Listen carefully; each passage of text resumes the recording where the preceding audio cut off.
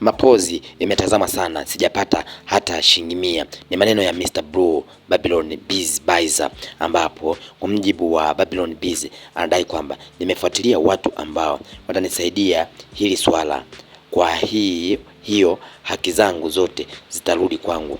Mwanzo nilikuwa naziona na naumia, naona Mapozi ina watu wengi, imetazamwa lakini sijapata hata shilingi 100. Ameweza kuzungumza Mr. Blue Baiza Babylon Biz, ambapo Mr. Blue ameweza kufunguka hayo baada ya kuweza kuangalia wimbo wake wa Mapozi ambao anaimba yeye pamoja na Diamond Platinum, huku akidai kwamba katika huo wimbo ambao wameweza kuufanya, basi katika hizo nyimbo, basi anaona tu kwamba watu wametazama sana, lakini yeye hakuna chochote ambacho anakipata, ila kwa sasa ameweza kufuatilia jinsi gani ambavyo wanaweza kumpa hiyo haki ambayo yeye alitakiwa kuipata kutoka kwenye wimbo huo wa Mapozi. Kwa mjibu wa Mr. Blue anadai kwamba nimefuatilia watu ambao watanisaidia hili swala, kwa hiyo haki zangu zote zitarudi kwangu.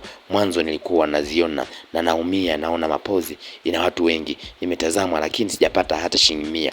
Aliweza kuzungumza Mr. Blue Babylon Biz, ambaye anafahamika kama ni kijana ambaye aliweza kutoka kwenye mziki akiwa ni mdogo sana, lakini safari hii aliweza kufunguka kama Mapozi. Ikumbuka kwamba Mapozi iliweza kutoka kwa awamu mbili. Mapozi ya kwanza aliweza kuitoa miaka ya 2000, lakini pia aliweza kuitoa Mapozi nyingine mwaka 2024 akiwa ni kama remix version, lakini ikiwa haijakopiwa sehemu yoyote, ikiwa ina copy sehemu chache, ambapo aliweza kumshirikisha Diamond Platinum huku akiwa amemshirikisha na J Melody. Lakini safari hii anadai kwamba katika hiyo wengi wametazama, lakini hajaona faida hata 100 hajaipata, hivyo anatafuta watu ambao watamsaidia kuweza kufuatilia swala hilo ili haki zake zitarudi hivi karibuni. Aliweza kufunguka Mr. Blue.